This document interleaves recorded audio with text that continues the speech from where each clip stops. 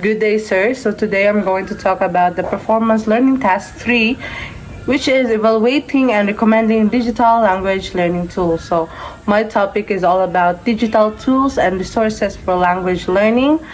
And my task is evaluating and recommending digital tools for specific language learning needs.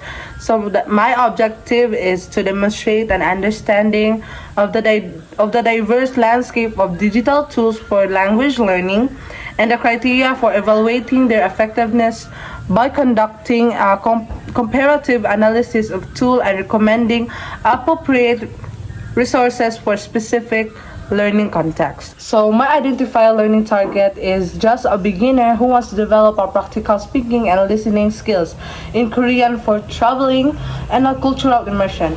They need these tools that provide pronunciation practice, interactive speaking exercises, and real-life conversations to help them communicate effectively in a common situation.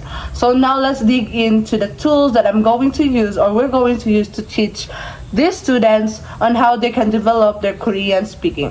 So the first one is I have three tools. Number one is a Talk to Me in Korean, which is TTMIK.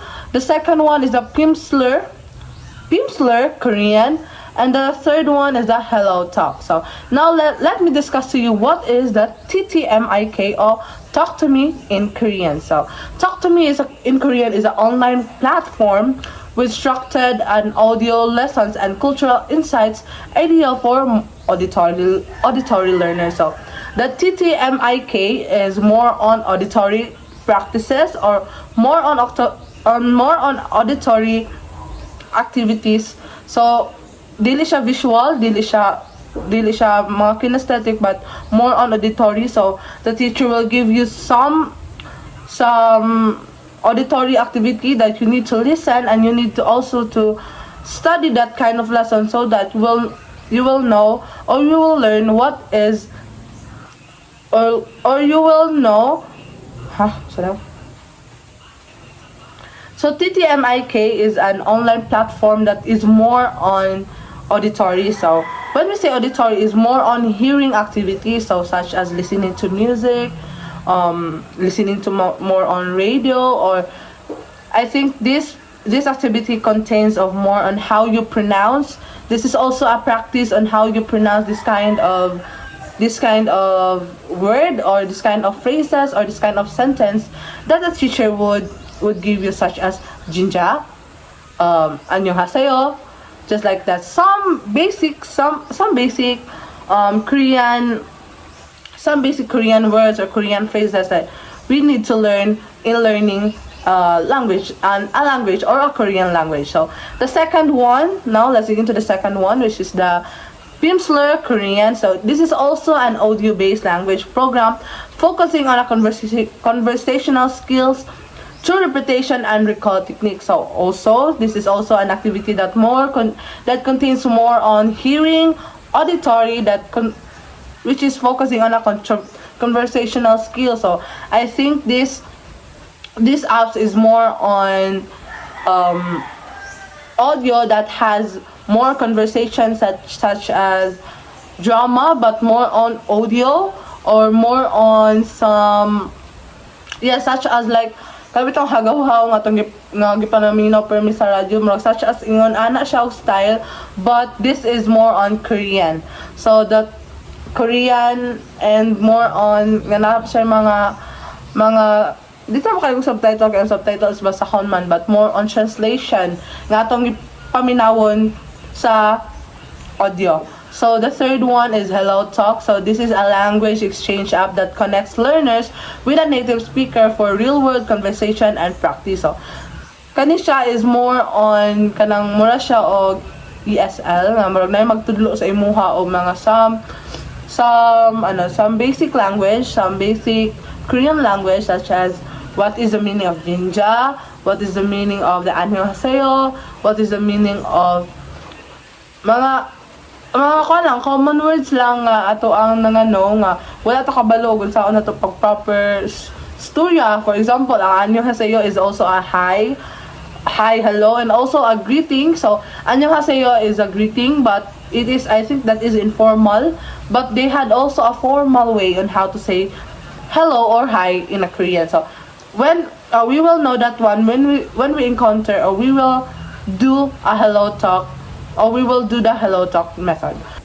So now I'm going to give you my recommendation and my justification. So my recommended tool is the TTMIK. So for me, TTMIK is the best choice for this learner because it provides structured learning for beginners. So they have clear lessons, progression, covering essential grammar and vocabulary.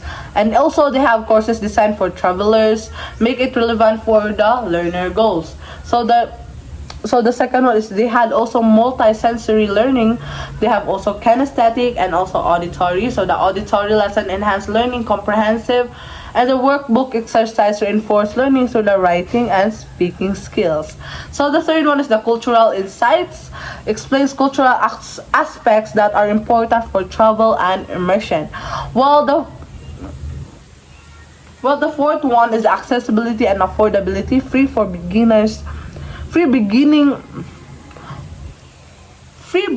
lessons available, making it accessible for all learners or for all beginner learners. So now, if you would ask me why not Pimsleur or Hello Talk, so Pimsleur is great for listening and pronunciation, but it lacks grammar explanation and it's also expensive.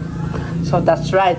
So Pimsleur man good is more nindot ang Pimsleur when it comes to pronunciation, inana, but when we say Pimsleur, it's also so expensive when we talk about the subscription na o kung saan na siya kamahal. So when we say manggod nga you want to learn in a Korean but di na ka mo gastog dako, let's dito na lang sa TTMIK, dili na ta mo gasto og dako.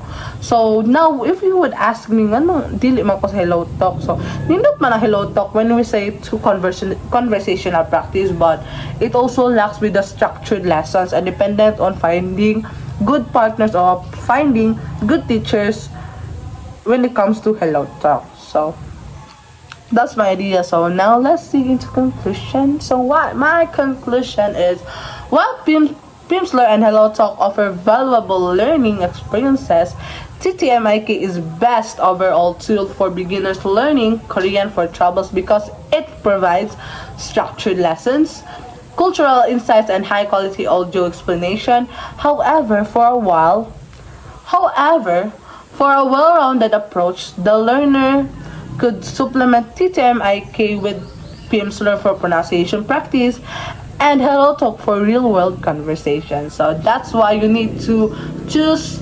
When you choose among the three, you need to choose TTMIK because it has a real-world conversation which as nana sa Hello Talk, and also if you want also more on pronunciation practice na nasa Pimsleur, it has also TTMIK ana. So that's why.